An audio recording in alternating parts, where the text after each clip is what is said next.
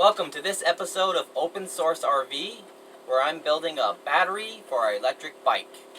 What I'm doing is I'm taking apart these modem battery packs that I've purchased at batteryhookup.com.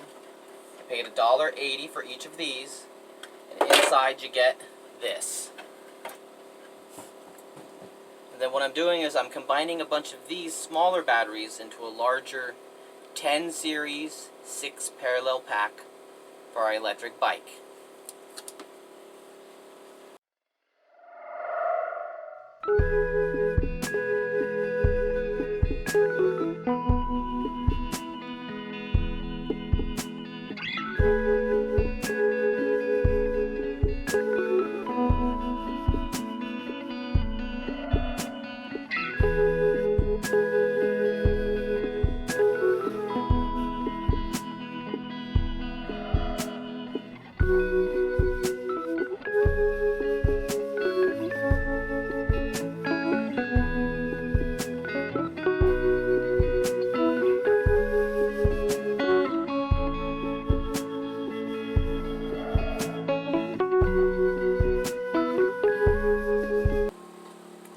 Balance leads already built in.